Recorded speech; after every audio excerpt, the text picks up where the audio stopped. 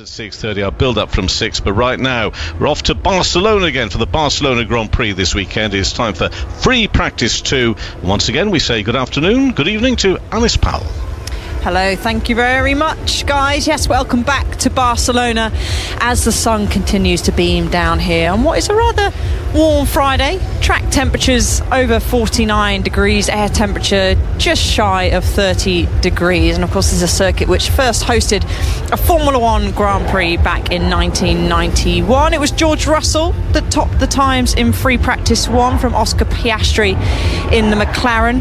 And of course, we welcome back Kimi Antonelli, Lewis Hamilton, Norris, Albon, Hadjar, Hulkenberg and Perez, who are all benched for practice this morning for 7 rookies wanting to show their talent and skill. So looking at the drivers' standings, we're going to round out the top 7 for you. It's Kimi Antonelli that leads the way on 156 points from Lewis Hamilton, who's leapfrogged George Russell into second place, of course, from that fantastic podium for Hamilton and Ferrari finishing second in Monaco. So 66 points adrift of the 19-year-old Italian. And then George Russell, a torrid weekend in Monaco, quite a controversial, we could say, in the end now, drive-through and penalties as well. He's 68 points behind from Charles Leclerc in fourth on 81. Oscar Piastri, it's Charles Leclerc on 75, 81 behind, and Oscar Piastri is on 60 points, 96 behind. Lando Norris in 6th, and Max Verstappen 113 points behind in 7th. And in the constructors, it's Mercedes that head the way on 244 points from Ferrari, 165 points. Of course, they had that retirement for Charles Leclerc going into the barrier on that broken up asphalt. Even though he blamed his brakes, who knows what it was, but he's changed brake pads this weekend, so we'll see how he fares around here. McLaren hold third spot, 118 points. Red Bull are in fourth, 72 points, and Alpine round out the top 5, getting a podium for Pierre Gasly. We chatted about it in free practice 1, but getting his podium back. Isaac Hadjar loses his podium now. Of course, it's a lot of controversy, but it was a good result for Alpine in the end. Red Bull Fords in 6th, Haas 7th, the Williams team in 8th, Audi and then Aston Martin getting their first points in 10th, and then Cadillac round out the 11 teams down in 11th with no points. So joining me in the commentary box once again is BBC's F1 correspondent Andrew Benson and the 2024 F1 Academy champion Abby Pulling. And Abby, it was, you love the rookies because you're a young driver coming up the pyramid or the ladder to Formula One, so it was great to see them out. What did you make of their performances? Paul Aron and Forneroni did a pretty solid job up there in the top 6.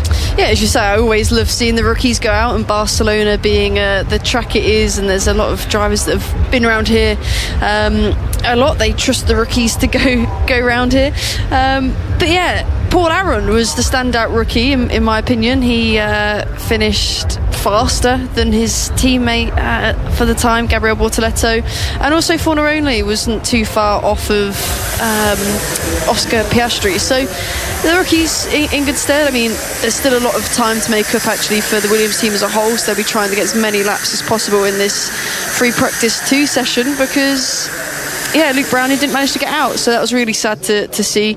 But yeah, it will be Albon now jumping back in the car, as well as all the other full-time drivers getting back behind the wheel. To be honest, it's not too bad that they've missed FP1. A lot of them, they've done a lot of laps around this circuit. The main thing is the team's getting the information.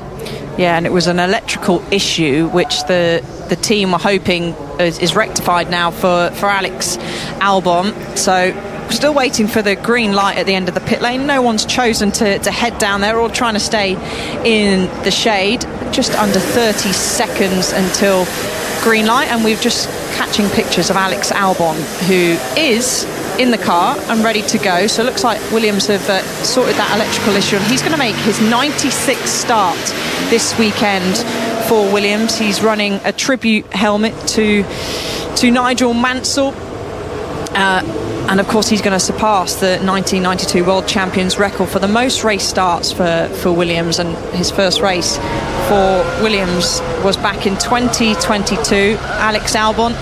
So we've got green light at the end of the pit lane as cars venture out, and for those that want to do a sync up, it's 59 minutes and 42 seconds, and it's Sergio Perez who is back out on track for the first time today, because of course he was handing his seat over, Abby, and they're used to seeing a queue at the end of the pit lane here, and he's kind of ventured out on his own, really.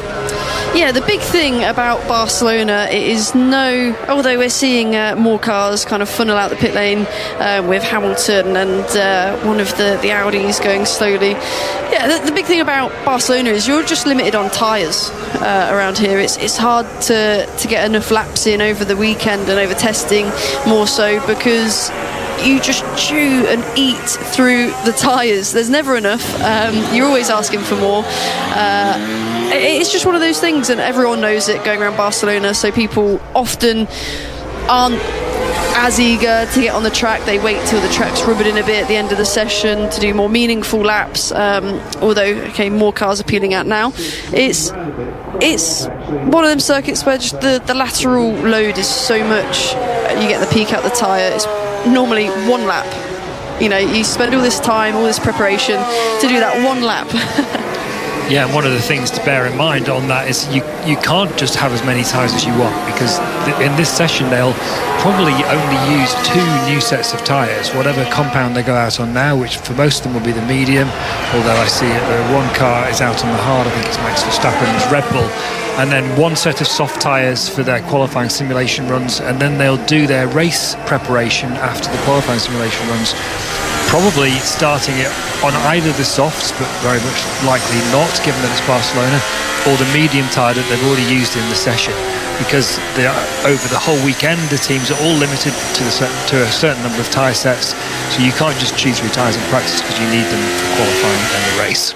Yeah, so this weekend they've got the C4 soft, the C3 medium and the C2 hard, and that's the softer trio than we usually sort of see around this Barcelona circuit. And I think the aim of that is, of course, to encourage a greater number of pit stops and try and include the hard tyre into a race strategy as well. As you mentioned, Abby, it was fairly quiet at the start, but we have more drivers venturing out now. Lewis Hamilton's just starting to wind up to a lap. He's out on the medium tyre at the moment, heads down under the bridge, but probably it almost seems like he may still be getting those tyres up to temperature, and there's a whole build-up process even in these hot conditions. The last thing you want to do is just push that a little bit too early, Abby.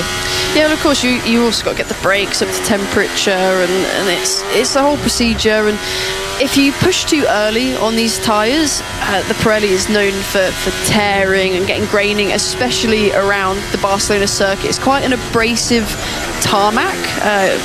In the sense, there's a lot of gaps between each stone. I don't really know how else to explain it other than that. That's as simple as it can go. But that's the macro. So it's quite high macro, and it tears the surface of the tyre if you build up too fast. And that doesn't really mean much in the peak performance of the tyre. It doesn't mean much over a long period of time on the tyre as well. So the tyre prep is arguably one of the most important around this circuit. Yeah, it's all to do with the age of the track surface, isn't it? In the sense that when a track surface is laid, there's a lot of bitumen in between the stones that reduces tyre wear.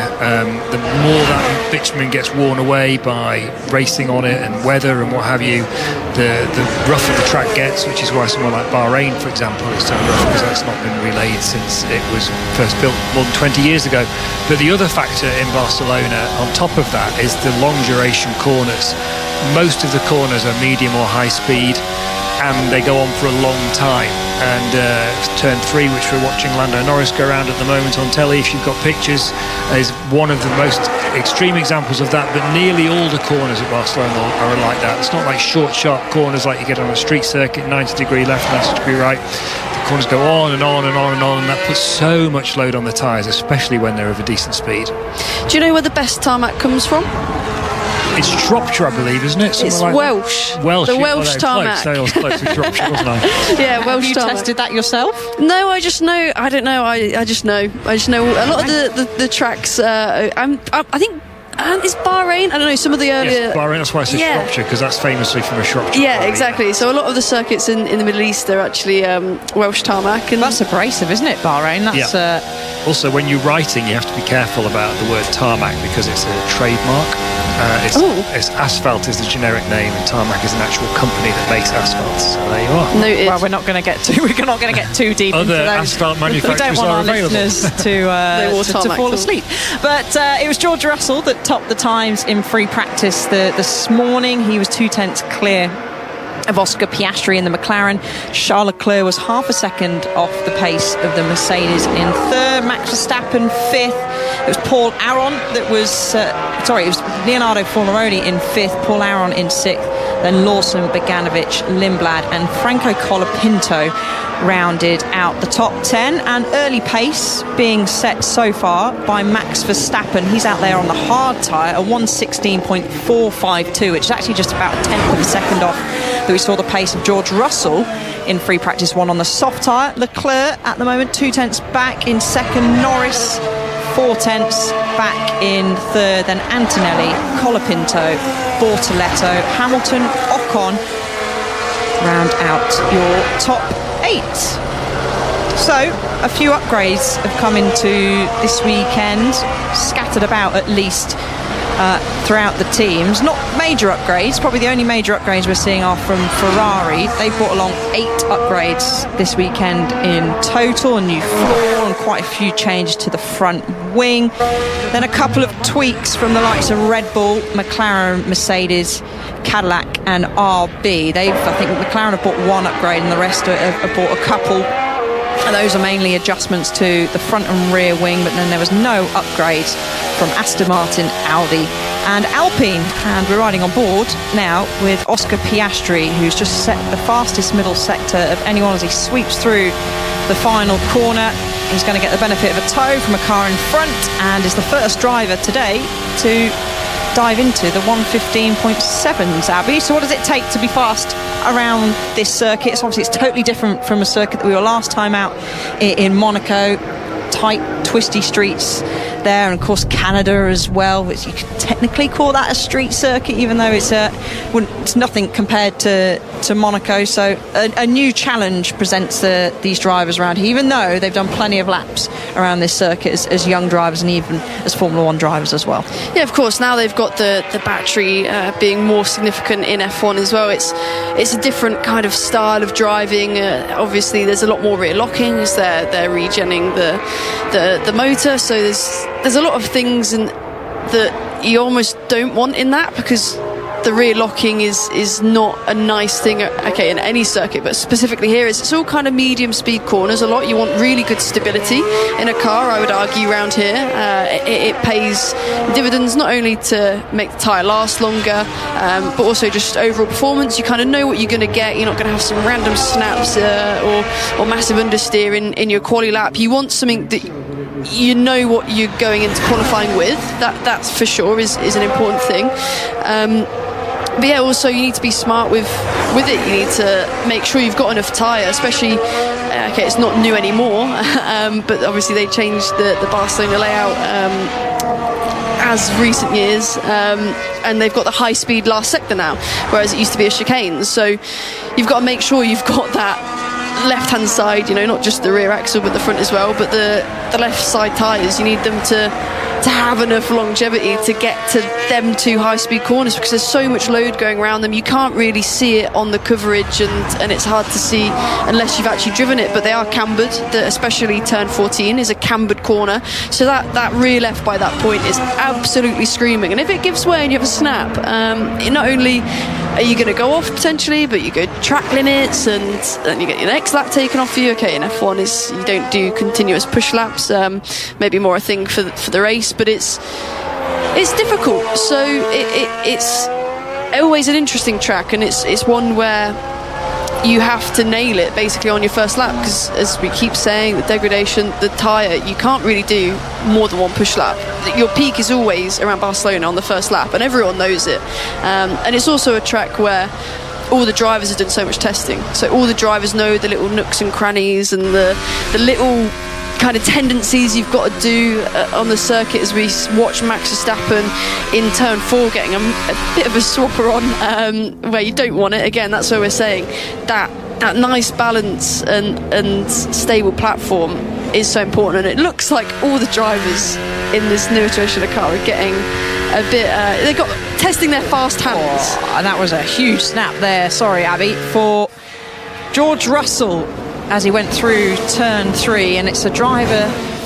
Let's dive into George Russell. We didn't really speak about him during our coverage of free practice 1, and I'll do a quick sync up for those that need it. It's 49 minutes and 18, 17, 16 seconds as Piastri now to the top of the times. Once again, Lando Norris moves slightly further up the order into P3, but he's 8.5 tenths off his teammate. But George, Andrew, is a driver that really needs a good weekend. He's trailing quite heavily behind his teammates. Okay, he's had some bad luck as such, but it's time really that he needs to try and extract the pace that's clearly in the Mercedes, because his teammate Kimi Antonelli is doing just that, becoming of course the youngest winner around the streets of Monaco. Yeah, he's had a lot of bad luck, Russell, there's no question about that, but I think that if you delve down into the detail of what's happened, I think even without that bad luck he'd still be 20-something points behind Antonelli in the championship. And I think for as much as it looks bad that he's 68, and a lot of that 68, the majority of that 68 is down to that bad luck, I think it would look equally bad if he'd had no bad luck at all and was, say, a clear win behind Antonelli, because I think he easily could be. So China, for example, which just to go through the races briefly, China, Russell points to because he had a front wing problem in qualifying on his final run, as well as some gearbox issues before that, and Antonelli beat him to pole and then went on to win. Actually, Antonelli had the same front wing problem on his final qualifying run as Russell did, and that's not been anywhere near as highlighted as Russell's has. And then in the race, they both made bad starts and dropped behind the Ferraris, but Antonelli made a much better fist of getting back past the Ferraris than Russell did. Then in Japan, yes, Russell, the safety car was badly timed for Russell in that he and Oscar Piastri, who actually was leading the race at the time, and who Russell never passed for the entirety of the race actually, pitted before the safety car, and Antonelli pitted when the safety car came out, and that vaulted him into the lead. Mercedes believed that at that race, Antonelli's pace on the medium tyres, once he'd got into clear air after another bad start, would have vaulted him into the lead anyway. Then you got Miami, where Antonelli was just demonstrably faster. And then Canada, where Russell was hoping to bounce back. Russell did win the sprint and was set pole for the sprint and Grand Prix and was leading the Grand Prix, but he had Antonelli all over him in that race. And then, of course, Monaco, Antonelli outpaced him again. So I think it would still look bad for Russell no matter what. And that's what he's got to address starting from this weekend, is to try and turn the tables on Antonelli, because it basically looks like since Melbourne, Antonelli's been quicker at pretty much every race. Now, Abby, you were listening to George Russell's interview on Thursday when it was in the media pen, and you spotted something as we're just watching Nico Hülkenberg actually on a push lap on the medium tyre. He's currently down in 14th place, as pretty much most of the top 8 are in the pits at the moment. Lewis Hamilton's just on an outlap down in 9th place on a medium set of tyre. But you noticed something about George Russell's language in terms of what he was talking about this past few races. Yeah, I mean, I can't comment on it too much, as I'm not a Formula 1 driver fighting for a world championship, but like from the outside looking in, listening to him and how he's talking about the season so far, I mean, it's obviously a stark contrast from Kimi Antonelli, as he's had such success and not so much bad luck as it was. But Kimi sounds like he's speaking about everything with opportunity, not getting ahead of himself, and then you hear George and he's dwelling so much on the past. Okay, you know, everyone can see that he's had bad luck, but it almost feels like he's having to justify it to other people or himself, or maybe it's a thing with. He's been trying to justify it to the powers above. Of course, you're under pressure in Formula 1. Your seat isn't a forever thing. So whatever it is, he's obviously feeling threatened, and he's dwelling so much on the past and justifying it all. And I think he would benefit so much from kind of dropping it almost.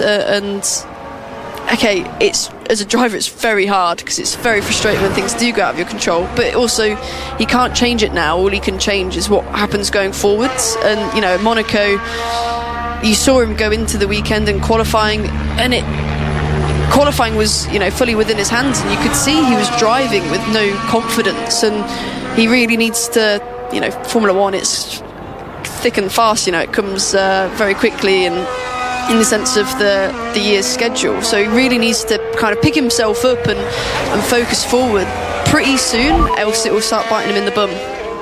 Engine started just as I left the box. That's Liam Lawson that's reporting to the team. He's literally just on the exit of pit lane, as I expect he's going through the whole process, as we can see on his steering wheel. Yellow flag out down into turn 1, but I can imagine that he won't be able to probably get that going again. So that could be the end. A virtual safety car has come out, so anyone out there on a push lap will have to seize that as a queue of cars coming down. But that's steering wheel off for Liam Lawson. So that's it for his running for today. He's going to jump out of his car as they're sporting the football livery to start of the World Cup this weekend, Andrew? Yeah, they might be able to push it back. It's still technically, it's not. He's left the pits, but he's still in the bit of the track that has the sort of white line demarcating the sort of pit lane exit that you're not allowed to cross when you come back onto the track. So, although unfortunately for him, there's also a gap in the wall I see right behind him, so they may wheel it into there, but I don't know. But it does look like it's probably session over, and I have to be honest, Alice, I've not really paid any attention to the football strip side of the Racing Bulls livery this weekend. I am interested in the World Cup, but Racing Bulls liveries I'm less interested in, even though Formula 1's my job. It's off. I have nothing. The dash is just engine stop. I have no gears. I think it's gonna. Oh, the gearbox broke. Dude. Oh my god.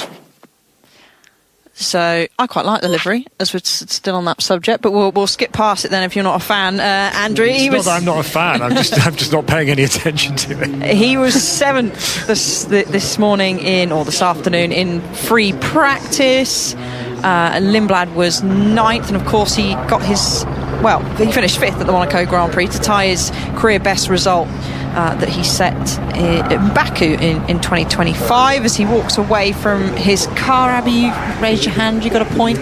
Yeah, well, about the football, it made me laugh in the press conference. They were asking Liam about football, and he said, he's there obviously representing, they're doing a lot of PR around it, and he was like, please don't ask me about football, because I know nothing about it, which made me have a little internal giggle, really, that he's that team are representing it and so on, and yeah, I don't know, personally it just made me giggle. Yeah, well, he's from New Zealand, isn't he, and football is very much not the national sport in New Zealand. Obviously it's rugby by and large, and then a bit of cricket as well, so he could be excused for that, I think. Yeah, we'll let him off as the VSC comes to an end. So they didn't bring out a red flag, but pretty much everybody boxed. Only Norris is out circulating. Hamilton at Behrman is still out there as well. So it looks like Lawson's car, as you guessed, Andrew, is going to be pushed back through that gap in the barrier. So that'll be session over for him. He's hopped on the back of a motorbike and he's made his way to the end of the pit lane, and he's going to walk the opposite direction back to his garage. So Oscar Piastri, who's currently heading the session, heads back out on a set of medium tyres. He's 0.2 quicker than George Russell at the moment. Verstappen 0.7 back, but he set that on the hard tyres, so pretty impressive job by him. Norris is 8.5 from Leclerc in 5th, then Lawson, who's probably going to drop down the order now.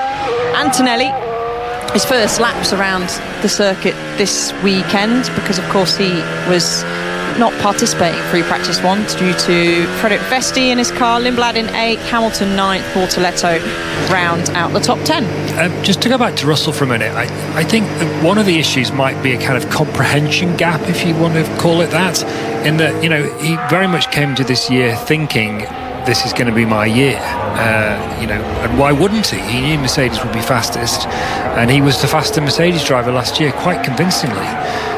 So to have his expectations so dramatically overturned so quickly can't be easy, can it? And I'm not saying this is going to be the case, by the way, but you see from time to time, it may well be that Russell bounces back and there's a really close fight all year, and so what I'm about to say may be irrelevant, but on the other hand it may not. Antonelli has been talked about for a while as a kind of generational talent, and when historically I'm talking about, not necessarily relating it to Russell, when that happens and one of those guys gets into a team, the other driver has to swallow some hard truths, basically.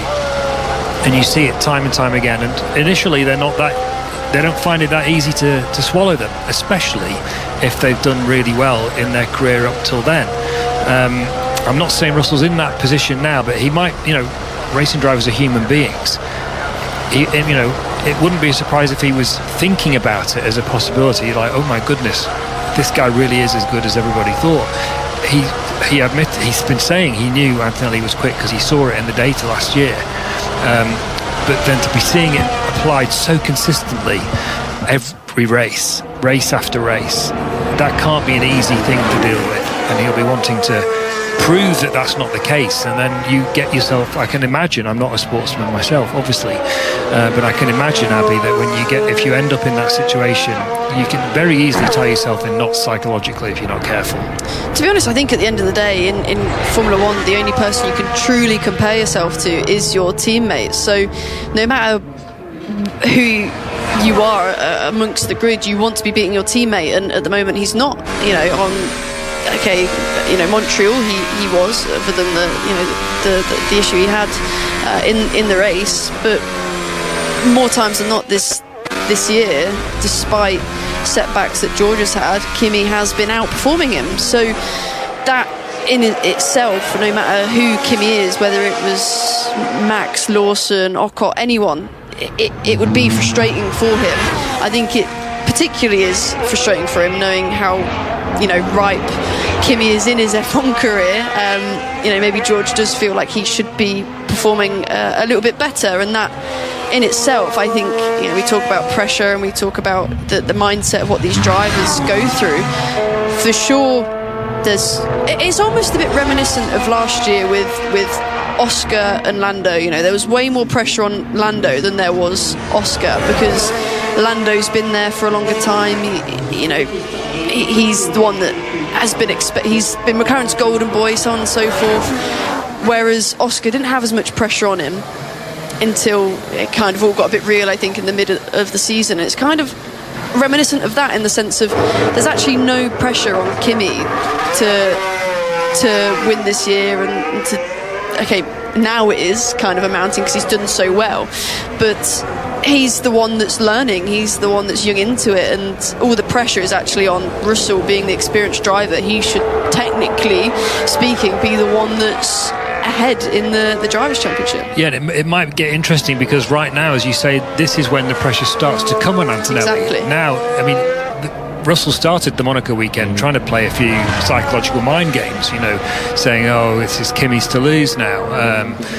It's even more the case now, trying to put the pressure on Antonelli a bit. But the fact of the matter is, it is now Kimi's to lose. He's so far ahead, it would look look bad, maybe perhaps the wrong way of putting it, but he as much as he says now, I haven't won the championship, how can I lose it, he is in a position where he should win the championship now, mathematically, and you would that's the sort of thing that can weigh on your mind as well. So it's although the season mathematically is quite boring, there's all these levels of intrigue that are wrapped up in that boring mathematics that are going to make it compelling from now on, I think. Well, exactly. Going into Baku last year with Oscar, again, I'm going back to that rivalry because it's kind of the closest inter-team battle we've had in a while. And going into Baku, we were like, this is Oscar's to lose. Oscar's going to win it. He's got a massive gap and he's so composed. He's ice cold, whatever you want to call it. He's so neutral that he's almost laying down, or whatever the phrase is. And then all of a sudden, Lando absolutely just had a meltdown, didn't he, that weekend? Exactly. Or even the following weekend, it kept following, and Baku was particularly a bad one. And I'm not saying that's going to happen to Kimi, but it's not out of the realms of possibilities. We've only done a third of the season, so I think, okay, let's see how it keeps progressing. I mean, if Kimi keeps doing what he's doing, then massively impressive. But we saw last year how it can turn. 100 points back Verstappen was, and he come to just miss out on the title. So you don't know. I mean, Mercedes as well. Mercedes power units have been not blowing up, but they've been having issues left, right, centre. Russell, both the McLarens are having issues. The only person that hasn't yet is Kimi Antonelli. So I'm not wishing anything upon him, but it could be that he has a mechanical issue, and then that mentally, see how that affects him, and if that spirals. And it's all these things that make a world champion. And if he reacts to something like that in a way that is positive and comes back from it and so on, and bounces back, I think in them scenarios is how he bounced back, and that's exactly what we're looking from George, is how he bounces back from all the bad luck. One of the most interesting remarks I think anyone's made all year was Charles Leclerc. He was asked about Antonelli, I think it was back in Miami now. He was saying he's driving with freedom, like he's only 19, and he's driving like he's only 19. He's just not thinking about it, he's just going out there and driving. Whereas Russell is very clearly at the moment not driving with freedom. But can Antonelli carry on driving with that freedom as the season as things start to get more serious, and the weight of what he could achieve becomes more apparent? That's the question. It certainly will. And a Mercedes pole this weekend will be their 150th in their Formula One history, and they've achieved the most pole positions around this circuit with 9, so that should be pleasant hearing for their drivers. We were just catching a replay of Sergio Perez running wide down at turn 10. He's currently 19th in the order. There's only one driver yet to set a lap time, and that's Valtteri Bottas, who was out earlier on today. He was 18th, ahead of Colton Herta, who was in Perez's seat, but is still fairly quiet out on track. Isaac Hadjar, he's out there at the moment. He's down in 17th, 2.6 seconds off the pace. He set that time on a medium tyre. He's currently out on a soft tyre. So both Red Bulls have set a soft tyre time. Verstappen only actually going a couple of tenths quicker, or just over a couple of tenths quicker than what he set on the hard tyre time. So we expected a bigger jump for him there, but Hadjar now jumps himself up into the top 6, 9.5 tenths off the pace of Piastri. We've got a few more drivers coming out the pit lane now on soft tyre. That was one of the Hasses.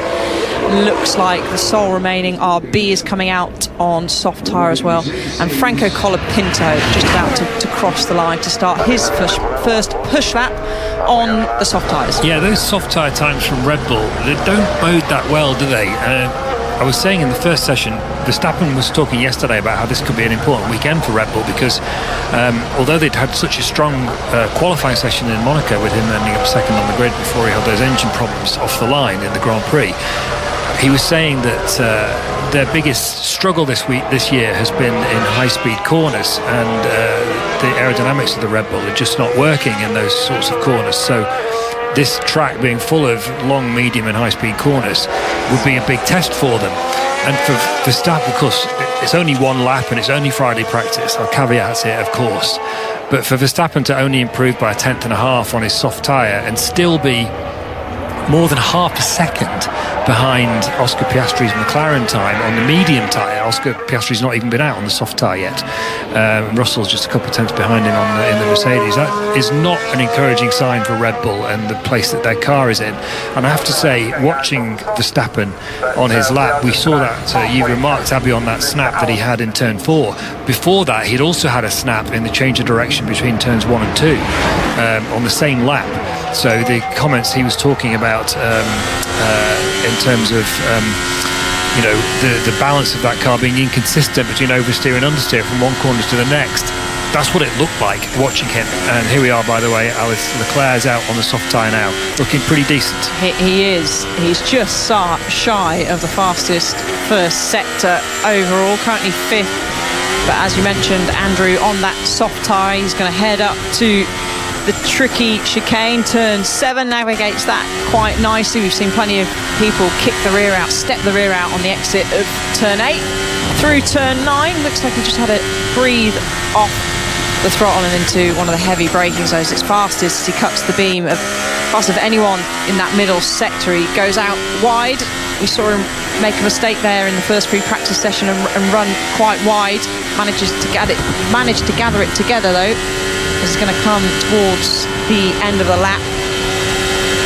That's a feather out of the throttle around the final corner, well within track limits, Abby, and he jumps up into second place, 700ths off the pace set earlier on by Oscar Piastri, and that pace was set on the medium tyre.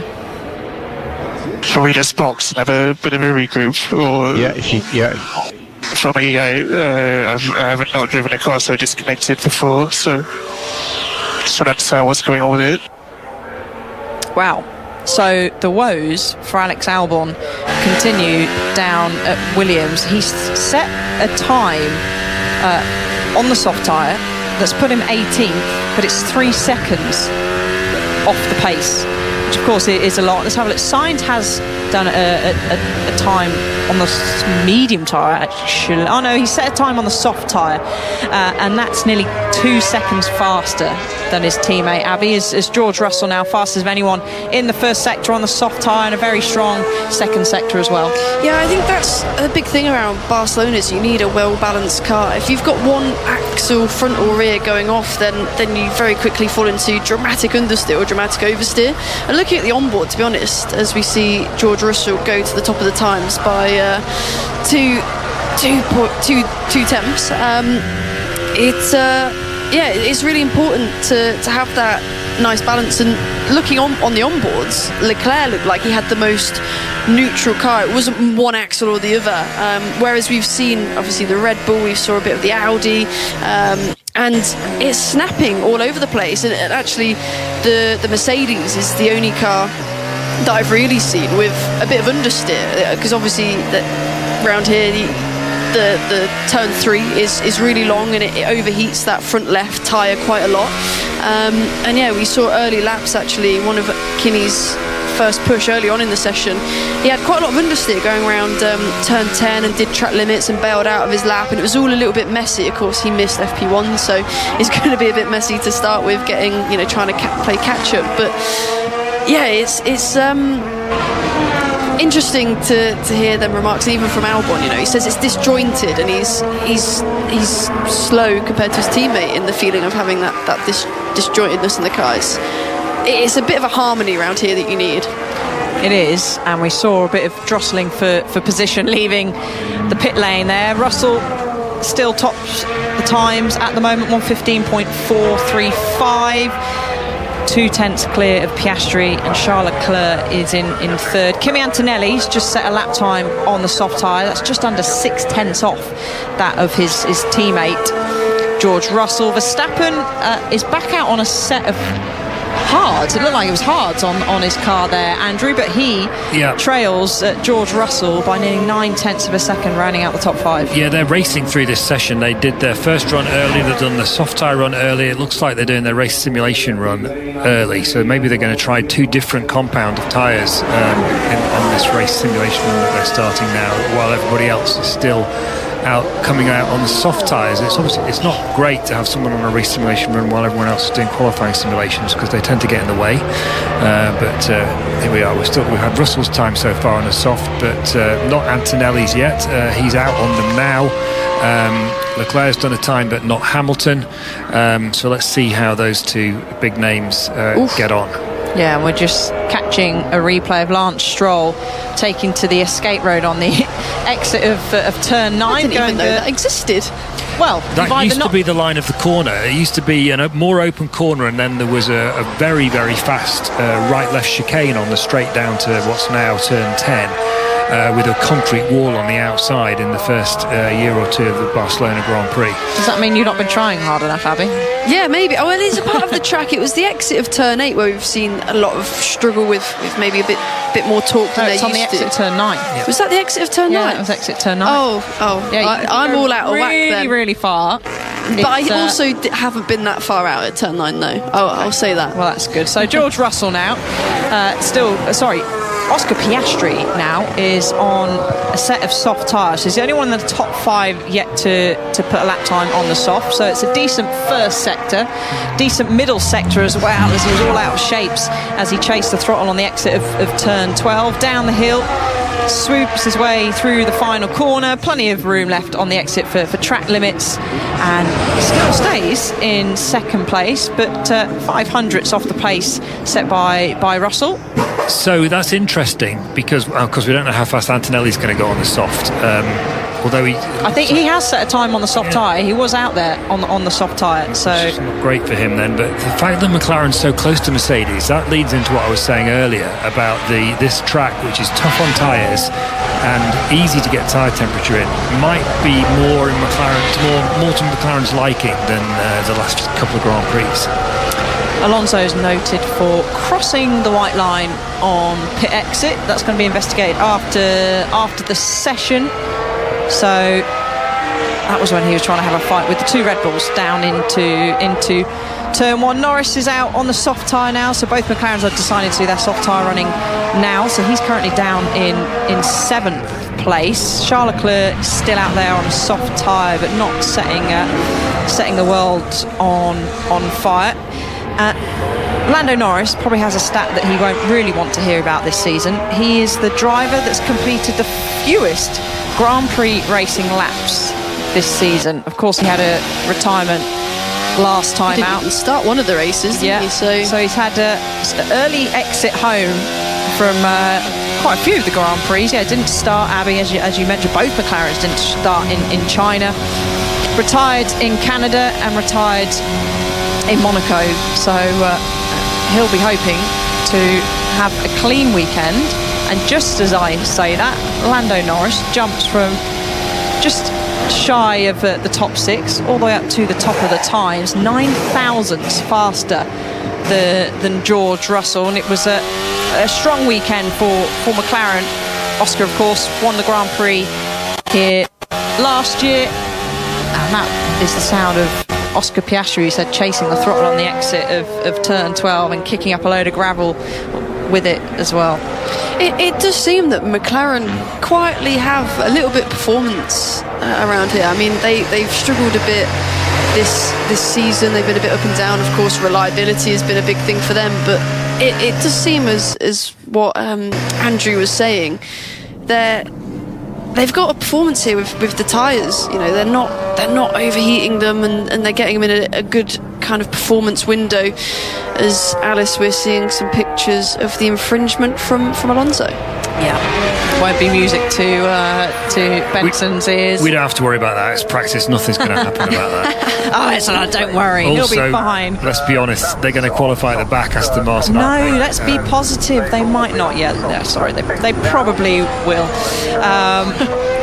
But we're going to touch on, only because our graphics hinted it on the screen, but of course for you, those that weren't listening into our coverage in free practice 1, and before because this is going to be probably a long chat, because I'm going to throw it to Andrew on this one, but we've got 21 minutes, 33, 32, 31 seconds of the session remaining. But power units, Max Verstappen, along with, over here from Hamilton. Something's wrong with the rear of the car. Car was dragging down the straight. Could be the wind, maybe a rotation of the wind. Water. Yeah, it could be. Yeah, definitely not going to be the water today. But gosh, Hamilton not responding there, because clearly he's saying, well, why don't you just listen to me? He's not feeling comfortable, actually. He's 1.2 seconds off in 9th. But Red Bull and Max Verstappen were shocked that apparently they have the best power unit in Formula 1, Andrew, so they're not going to get, well, as it stands at the moment, the upgrade, potential upgrade that they could do for the remainder of the season. Yes, so just before I answer that question or address that subject, just on Antonelli, he did have a run on the soft tyres, you're absolutely right, you two, but he had a lot of traffic, Mercedes have told me, that's why he wasn't representative. Yeah, so this is to do with the new engine rules. There's as Hamilton starts his flying lap, so I might interrupt myself in the middle of this point, but in these new engine regulations there was a system introduced to enable manufacturers who were more than a certain percentage behind to get the opportunity to develop and upgrade their engines, whereas the people who were within 2% of the best could not, in tandem with the budget cap, and you got an extra allowance on the budget cap too to make those developments. Now everybody believes that the Mercedes has the best engine this year, but the FIA, they haven't published the results, but the teams have been told the results, and they've given Red Bull the best internal combustion engine power, so they get no upgrade opportunities. Mercedes get one upgrade opportunity, that's one this year and one next year, and everybody else gets two. Red Bull are shocked because they thought their engine wasn't as good as the Mercedes, and so they've asked the FIA to have another look at that situation. Now, of course, I don't know the truth. The FIA are relatively confident in their way of assessing the engines. The drivers from the Red Bull teams, people like Arvid Lindblad said yesterday, are we the quickest on the straight? Isaac Hadjar said, who's won all the races? But straight line speed is an unreliable measure of engine performance because you have the problem of drag, and just because your car's slow on the straight doesn't necessarily mean that your engine has less power than somebody else's. It might depend on, your car might have naturally more drag than another car, or you might be running more wing for whatever reason. So those things can't be ignored when you assess these things. So we don't know how that's going to pan out yet. We don't know whether the FIA are going to change their assessments or not, but it's caused some controversy in the meantime. It certainly has.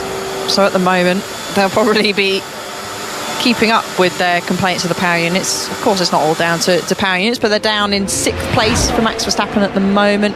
Hadjar's on an outlap, he's down in 10th. We can see in the background on our pictures we've got Williams coming out the pits and an Alpine coming out the pits as well.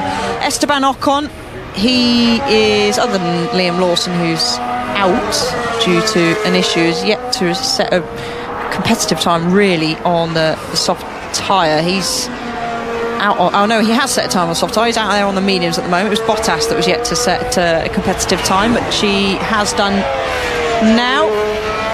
Charles Leclerc on an outlap as well. He'll be looking, he was quite, I don't think I've ever really seen Charles Leclerc so angry after his contact with the wall. Of course, crashing out your home Grand Prix, you don't want to do that, but he said, I look like an idiot, is what he said, you know. Yeah, he made me look like an idiot. I think obviously the asphalt played a big part, but I think he was still saying afterwards that no, it's the brake. So he's had a change of brake compound, so I believe for this weekend. He's not won a Grand Prix since Austin 2024, so he'll be wanting to try and add to that, but Ferrari not looking as strong as they maybe would have liked, particularly Hamilton at the moment down in P9. But the top three, it's got two McLarens at the moment. Norris topping the time so far, 9 thousandths quicker than George Russell, and then Oscar Piastri is 500ths back from his teammates' pace, so they're looking strong. Be interested to see how Antonelli potentially gets on. I doubt we're going to see him, Andrew, go back out on another set of softs as he's potentially had some traffic, but you would expect that he should really be up there mixing it with his teammate. But actually his pace, if we're looking back to Monaco free practice sessions, it was only really that he pulled out some insane laps in qualifying, so maybe saving that for later on in the weekend. Equally, you could look at it this way, you know, we were saying Willie kind of loses footing a little bit, and at what point will that happen? Because at some point there will be something that doesn't go 100% in Kimi's favour. If you go back to last year, it was actually in the European stint that he started to struggle a bit more. So maybe this is the part of the season where there's not as many overseas, so far out races, and maybe this is where Kimi's made the ground in the further away races, because the Europeans maybe will struggle more just generally on the tracks. We don't know. I mean, he's missed free practice, got traffic, so on. You can't read too much into practice 2. We'll know for sure in qualifying, but maybe that's the thing. Maybe it is the thing. We've got a yellow flag in pit lane coming up on our timing screen, but we can't see what the reason for that is at the moment. So we'll keep you updated with that. We were riding on boards with Carlos Sainz. He was out on the medium tyre. Abby, have you found out what the yellow flag was? Yeah, I think it was Liam Lawson's car arriving back in the pit lane. Okay. I think they're just wheeling. I saw some mechanics in the pictures that we could see running down the pit lane with a car rolling down the pit lane. So yeah, well, hopefully it was assisted, not just rolling on its own. No, there was a few mechanics aiding it. Getting a replay now. Max Verstappen heading down into turn 10 and gets a whole... Can I stop before and try the other tire? Is this horrendous? Yeah, copy that, Max. Yeah, going into turn 10 there, he got a bit of rear locking on entry, got a snap there, and then on the exit, a big heap of oversteer as well. He's on the hard tyre, and that's an important thing for the teams to do at the moment, is that kind of long run, see how the balance shifts, how it changes, because they'll then get an idea of where they need to set it up going into the race. But it's interesting that I think that he wanted to change the tyre. I think when the tyre starts to go, you lose so much stability on the braking and on the rear, and the rear starts to lock more. And with how we've gone to more electric, they're having more rear locking than they've ever had, as it's the rear axle that's doing most of the regenning. So yeah, we saw it so clearly there, and it was just oversteer after oversteer after oversteer, and it kind of has been Red Bull in a nutshell so far this weekend. I know I've made a mistake and not taken out any front wing, so if we think this is terrible, we should box for front wing. So a setup change not taking place down at McLaren. Maybe his engineer possibly forgot. It's still a busy free practice session for these, so Will Joseph possibly forgetting to extract some of the front wings, which of course will affect the aero balance of the car, Abby. Yeah, so that'll be on the soft tyre. To get the most performance out of the car, they believe they need to run a bit more aero balance forward. So on the longer run, to keep the longevity of the rear tyre, it seems they're running the aero balance slightly more rearwards, so that they can keep the platform more stable, so the car doesn't have as much oversteer. The more oversteer you get, the surface overheats. So I can imagine, it's not feeling nice around Barcelona having too much aero balance forwards for Lando. Yeah, so you were talking about tyres, Abby, and on Verstappen, in the context of Verstappen saying how horrendous his car felt, I've got an example of how tyre wear affects lap time here. So he started on the hard tyre for his first race simulation run. His early laps were 1 minute 21.4, 1 minute 21.1, 1 minute 21.0. Then he lost half a second, then 3/10, then 7/10, then another 10th. So in the space of 7 laps, his lap times had dropped off by more than a second. And that's tyre degradation for you. Yeah, around Barcelona, it's massive, and if you can stabilise your lap time, it is an achievement. I've done a few tests around here where it's dropped to 2. I mean, okay, not in a Formula 1 car, of course, but in what I've raced in, the times you almost get, I think in Formula 3 it's almost 5 seconds slower you can be in a race because of the degradation that you get. And of course in Formula 3 I don't do pit stops, so there's that in play, but it's a huge factor, and it can make or break a race here on how much a car and a team wears through that tyre. Exactly that. And most drivers at the moment are out there on the soft tyre, so the medium tyre. Lando Norris is out there on the soft. Antonelli is out on the soft, but doesn't look like he's, of course, Andrew's mentioned that he got traffic on his first run on the soft tyre, but it doesn't look like he's setting any personal bests at the moment. Oscar Piastri, who we're riding on board with at the moment, race runs taking place. Clearly, for him, he's on the medium tyre, and you can tell by the noise that he's not pushing hugely, and of course that's going to be something to building or looking after your tyre when it comes to Grand Prix Sunday, just nursing those rears as it's slid slightly on its way through the exit of turn 10 into 11, where you then got that long right-hander, uphill right-hander into turn 12, where the track flattens out and then drops downhill again into 13 to then eventually close the lap out at turn 14. I'm not going to ruin long run corner. I'm just going to say don't spoil it. There's some quite interesting data coming up in terms of the different tyre compounds. That's teasing us about long run corner already. So 10 minutes and 17, 16, 15 seconds left to go. There's been no change on the order. Norris, Russell, Piastri, Leclerc, Antonelli, the top 5 from Verstappen, Lindblad, Bortoletto, Hamilton, Hadjar round out the top 10. Lance Stroll, after his trip on the scenic route of turn 9, is at the tail of the field, 4 seconds off, and then 3.8 off for Fernando Alonso, who's just in front of him. Perez 3.8 off in 20th, and then Albon, who was on the radio, Abby, complaining he's actually ventured back out, has Albon now, so clearly whatever they've done, maybe stopped, had a big discussion, and he's gone back out.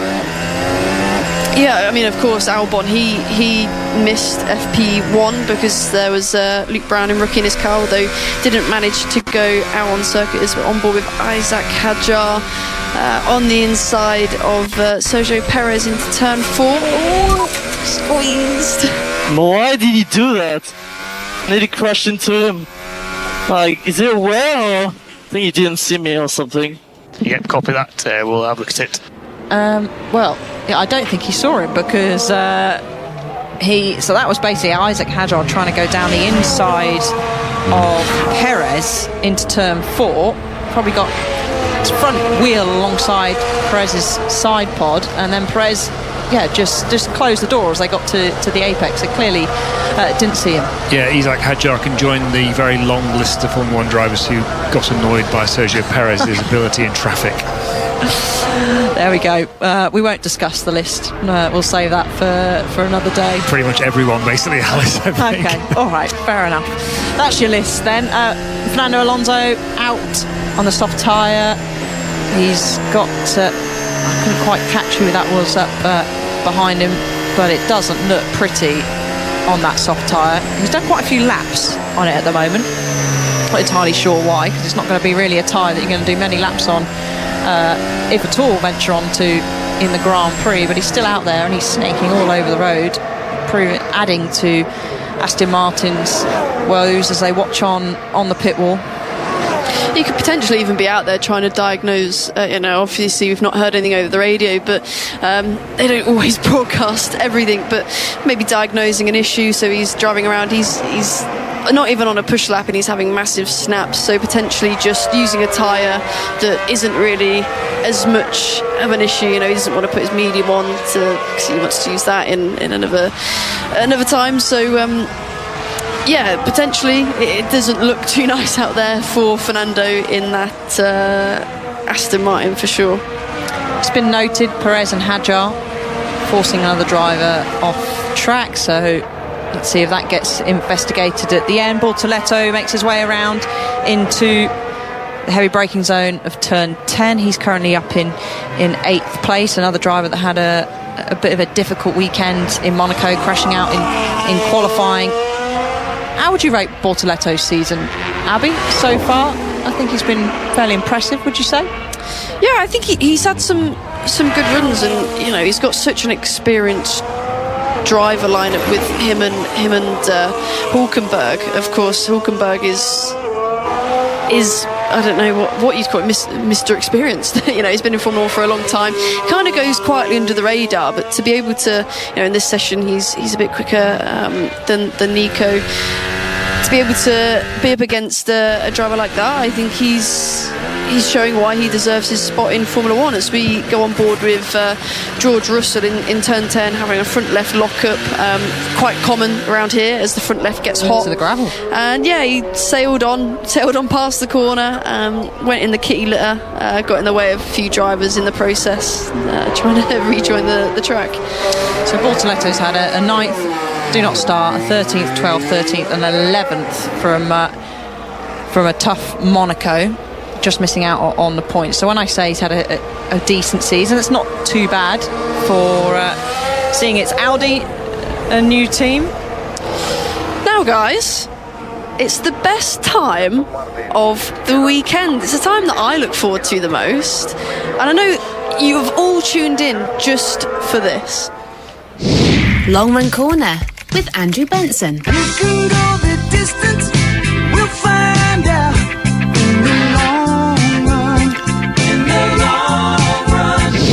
Now, it's quite a confusing picture, but there's some really interesting data coming out from the long runs. Now, you'd expect, after all the talk we've had, Abby, about tyre wear at Barcelona and how tough it is on tyres, that the sort of harder compounds would be the better tyres.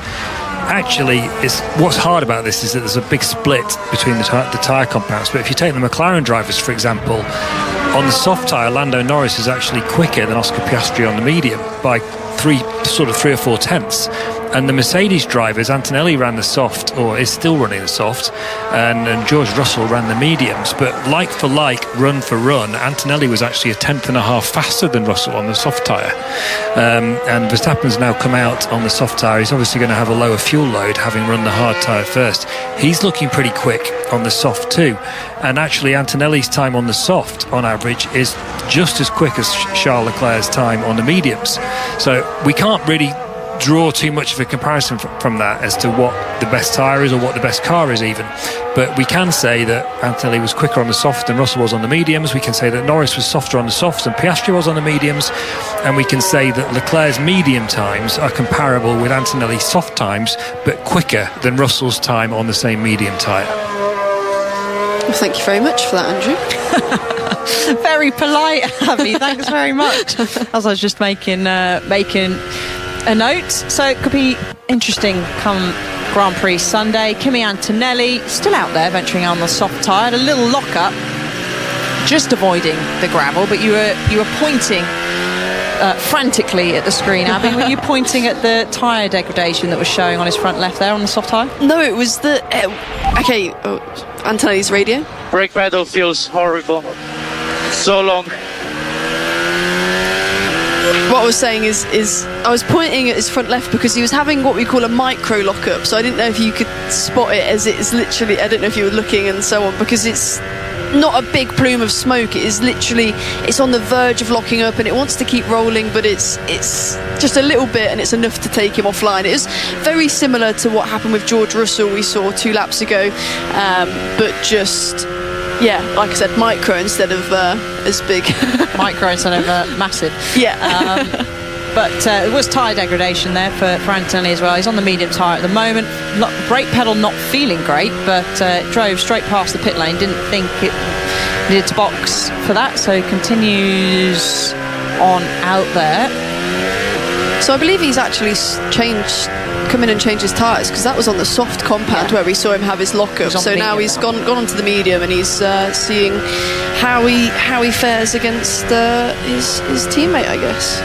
So 2 minutes, 13, 12, 11 seconds of free practice 2 left to go. Norris still heads the times. This isn't really going to change because pretty much everyone's out on the medium tyre, or just a few drivers in the pits as well. So Norris, Russell, Piastri, Leclerc, Antonelli, your top 5 from Verstappen, Lindblad, Bortoletto, Hamilton, Hadjar around at the top 10, Hulkenberg in 11th, just ahead of Behrman in 12th, Lawson, who of course session brought to an end earlier on, stopping just as he was coming out of pit lane. Car is back into the garage, but not enough time for him to get going again.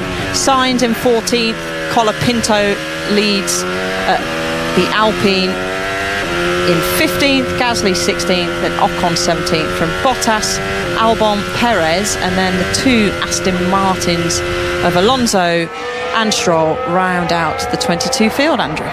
Yeah, a little bit of an update on the tyres. Russell and Verstappen are out at the same time at the moment on the soft tyre, and Russell's quite convincingly quicker than the Red Bull, which is not a surprise really, but it's just some extra information. Meanwhile, Lewis Hamilton doesn't seem to be having a happy time. We had heard that radio message earlier. He's only done one lap on the medium so far. Maybe it was traffic, but he's a little bit off the pace in his Ferrari at the moment. Lando Norris is still, I know he's coming to the pits now, but his run on the soft tyre was pretty decent. So it looks closer, I think, than people might have imagined, and I think McLaren might, I would guess, looking at this, that McLaren might be in the game, certainly up there in the battle right behind Mercedes. Ferrari looking pretty decent shape with the upgrades that both drivers have got on the car for this session. What do you think, Abby? Of course, the one thing that, as we see Lewis Hamilton getting having a play in the kitty litter as well on the exit of turn 8.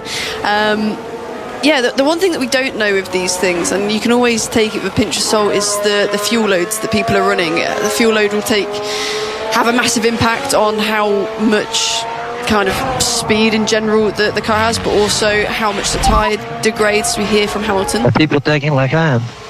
The attack is very high for everyone, 3 times per lap. Add that down to your long run, Andrew. Yeah, I mean that's what the point Abby makes is exactly why we look at these race simulation times, because it gets complicated when they start changing tyres, because obviously then the fuel load has gone down. It's not so comparable. That's why it's really helpful when I'm doing the long run corner if everybody's on the same tyre on the start of the first run, because then you know that they're more or less on a full race fuel load. Otherwise, what's the point of doing it, right? Why don't you go and tell them in the pit lane to make your life a little bit easier? Start on the same tyre. The annoying thing is they all have their own calculations, and they have ways of offsetting who's got what level of fuel loading because of all the mountains and mountains of data that Formula 1 teams have. We're working a bit more in the dark than that here, but we can make a best guess. And a bit later on, I will get some times through from a helpful team which takes out some of the variables and gives us a better picture of who's quick. But unfortunately, I don't get that live in the session. There we go, as checker flag is out, and it's only one car that's not, well, we're going to take out Lawson out of the equation. One car that's not on track, that's Bottas, so everyone's going to be out there to do a practice start. Bottas has actually only completed 6 laps in this session, so clearly still has got some kind of issue. But it's Lando Norris with Flovis paint all down the left-hand side of his car who tops the timing in this free practice session. Antonelli's going to meet a bit of traffic, and I think that's is that Lando Norris? Good job, Piastri. Thanks for the confirmation there, Anthony. That is Oscar Piastri, and actually Norris and Piastri, as Antonelli almost squeezed Oscar Piastri at that famous corner. We saw another squeeze from Verstappen last year at turn 5, but Norris and Piastri are seeking McLaren's 100th F1 win using Mercedes-Benz power units this weekend. Of course, that association began back in 1997.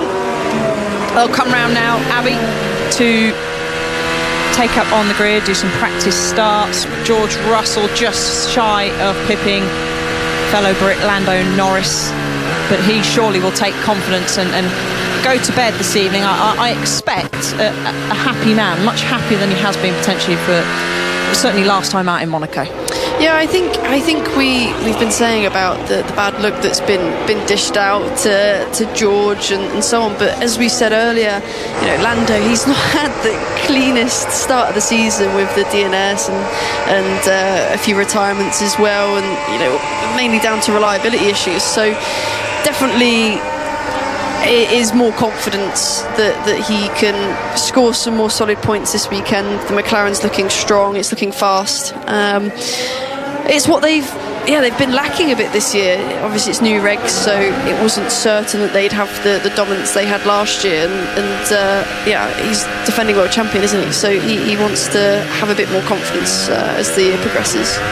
He also wants to finish finish some races this season. Does Lando Norris and get some more Grand Prix laps under his belt? So Lando Norris tops the session here in Barcelona, 1:15.426 from George Russell, 9 thousandths shy of Lando Norris, and then 500 shy is Oscar Piastri in third from Leclerc. Antonelli 5 tenths off Lando Norris. Max Verstappen in sixth, 8 tenths off, and Arvid Lindblad rounds out the top 7. Then it's Bortoleto, Hamilton, Hadjar top 10, Hulkenberg, Behrman, Lawson, Sainz, Colapinto, Perez, Gasly, round out the top 16 from Ocon, Bottas, Albon, Perez, Alonso and Stroll. So thank you very much, guys, as that's finished the action today here in Barcelona.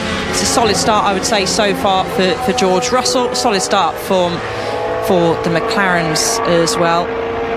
As free practice 3 takes place tomorrow. We'll be on air on Sports Extra 2 at 11:25. We're going to go hands back now to the cricket.